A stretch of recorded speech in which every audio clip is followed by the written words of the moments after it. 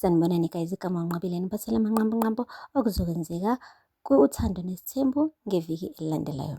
Kuveziwe ukuthi uMseleku uzobe ebika kumakhosikazi akhe ukuthi amanye amakhosikazi akhe-ke amhlukumeza kangakanani.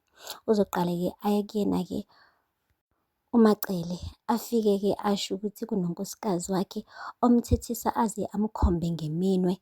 Okumphatha kabuhlungu-ke kakhulu-ke lokho, kodwa ngenxa yokuthi usuke efuna kube khona ukuthula ekhaya, ukhetha khona ukuthi angasho lutho. UMacele-ke yena umane wamphendula ngokuthi, oh shame Bandla, okukhombisa khona ukuthi uyazwelana naye, kodwa-ke akafuni ukuphawula okuningi. Kuphinde kwavezwa-ke ukuthi uMseleku uzophinda futhi aye komunye unkosikazi wakhe-ke uMangwabe, ayombikela ukuthi uMakhumalo uke wathi ingane kaMakhwela akusiyona ingane yakaMseleku. Uzoze asho nanokuthi-ke uze wacela ama-DNA test, ukukhombisa khona ukuthi ufuna ukuphruve-ke ukuthi ingane kaZamki akusiyona ingane yakaMseleku, allegedly. So-ke lokho-ke kuzobe sekwenza-ke uMangwabe abe nokumangala, cause sonke kazi siyabona ukuthi-ke ingane kaMakhwela ifanele nje noSneh ey'hlalele. So angazi ukuthi-ke nawo uMakhumalo wayeshiswa yini lokho, but wakusho-ke lokho ingakho uMseleku ephatheke kabuhlungu kangaka. Uzoze aqhubeke-ke uMseleku athi uMakhumalo wambiza nge-narcissist, hhayi nje i-narcissist kuphela, kodwa i-co-narcissist.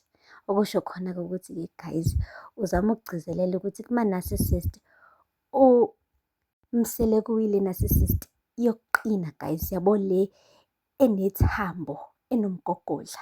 Hey guys, akupheli-ke lapho. Kuphinde-ke kwavezwa ukuthi-ke uTirele uzobe siya kumamezala wakhe uMayeni eyoyikhalela Bandla, naye emjolweni wakhe esho ukuthi uyagowisha u-girl. Sengathi-ke manje usenikezwe igama elisha, ubizwe ngokuthi uyibhubesi.